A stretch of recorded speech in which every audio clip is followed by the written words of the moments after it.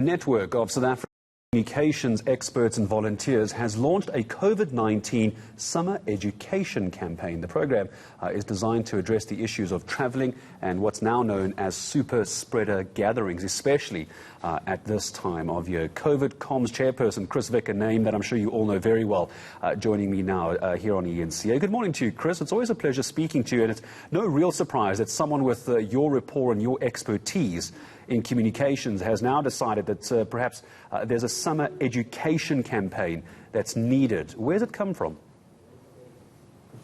Morning, Gareth. The initiative started in March. There was a very real concern that government didn't have the capacity on its own to communicate, particularly the health messaging around COVID-19.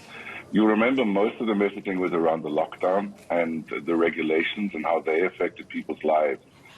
So a group of us came together, all working as volunteers.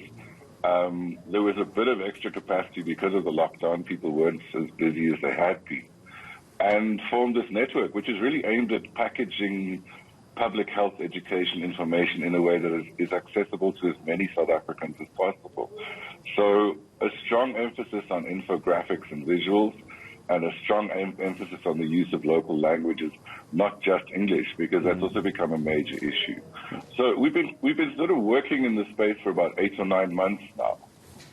And I was about to ask you, it's one thing to have messaging, but it needs to be in a language that people can understand, which is exactly what you've just addressed. Chris, I'm also curious to find out how you're ensuring that all the comms you're coming up with, that government is essentially not getting to, where does it live? How are you accessing these audiences? Because access to information, whether it's because of data costs or accessibility to technology, is still a big problem here. How are you getting your messaging out? Well, primarily through platforms like WhatsApp.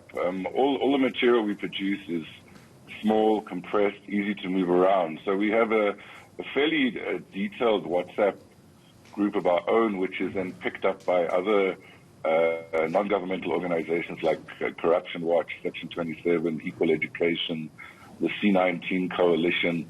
So that's really amplified the reach of what we're doing. Plus, we're on Twitter, Facebook. We have a website which is very active. So there are a range of options for people. But, I mean, you're aware, Gareth, it's not like in the 80s or the 90s where you could print 1 million pamphlets and distribute in an area. We have to use the technology we have. And given the high number of South Africans who have smartphones and are able to use them, and the use of platforms like WhatsApp, it's not easy. I won't say that. But, I mean, it is a fairly effective way of getting the information out there. And the response we're getting is that because we've taken authoritative information, World Health Organization work, the government's own stuff, and just drilling it down into plain language and these very neat little graphics and videos that you'll see. That seems to be what people want and what people need. No flash, no slogans, nothing really fancy up until the summer campaign, which is a slightly different one.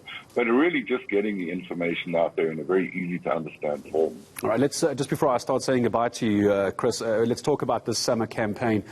In particular, we now know about the lockdown of beaches, certain dates. So with the summer campaign, the summer education campaign that you're launching, what are you going to be giving people as far as information is concerned? Because a lot of people are going to start planning, even though they shouldn't be, to be going away from this weekend and next week.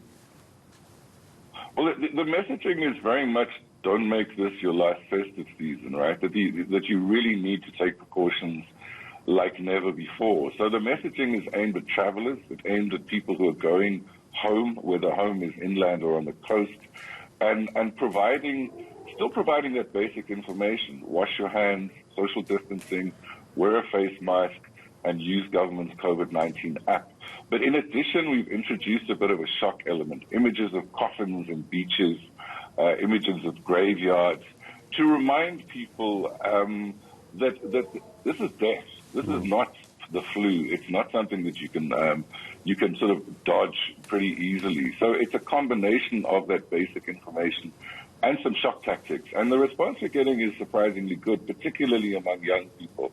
I mean, with HIV/AIDS, with traffic awareness, etc., people have tried shock tactics before and they've never really worked. But I think the level of anxiety and the level of interest and the way in which this virus is spreading is making for a better reception to the shock tactics than we might have seen in the past. Chris, I was about to say goodbye. As quickly as you can, in 5 seconds, where can people find this WhatsApp group? Just give me the name of what they're looking for. Well, the best way is to get onto our website, covidcoms.org.za, or to follow us on Facebook and Twitter. And the people who manage traffic on our side will then link you up with a WhatsApp group which is relevant. All right, Chris Vick, as always, a pleasure speaking to you. Fantastic work as well. COVID Comms chairperson, covidcoms.org.za if you want to get more information on that. Chris Vick joining us here on the South African Morning. Still ahead.